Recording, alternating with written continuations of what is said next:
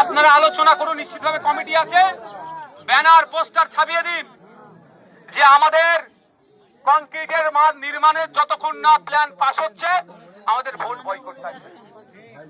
আর হ্যাঁ,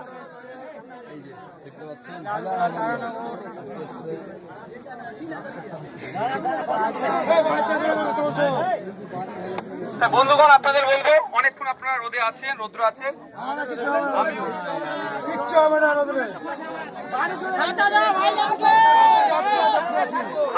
আমারও ভাই এত রৌদ্রে থাকে আমার অভ্যাস নাই, সত্যি কথা বলছি, কিন্তু আপনাদের দুর্দশার কথা ভেবে আমি এখানে রৌদ্রে দাঁড়িয়েই বলছি, বক্তব্য দিচ্ছি।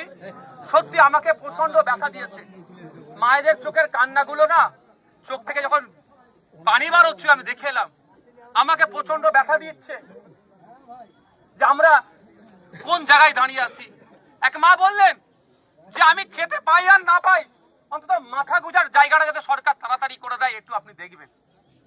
আপনি একটু বিধানসভায় রাধা কৃষ্ণ দানগরের কথাটা উত্থাপন করেন। একদম নেতা বিধানসভায় কথা বলার মুখ নেই, আপনি একমাত্র আপনাকে ভরসা।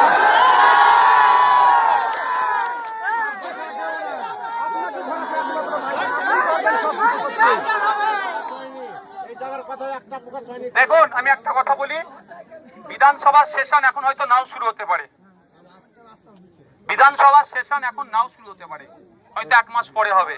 এটাও জানিয়ে রাখি, আমাদের রাজ্য সরকার না বিধানসভাও চালাতে চায় না, বেশি দিন চালায় না, খুলবে 2-4 দিন করবে আবার বন্ধ করে দেবে।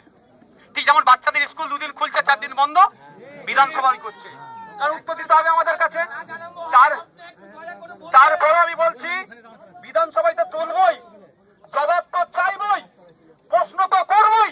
তারানগরের মানুষের হয়ে আমি কথা বলবো, তারানগরের মানুষের জনপতি না কথা বললো আমি কথা বলবো আপনাদের।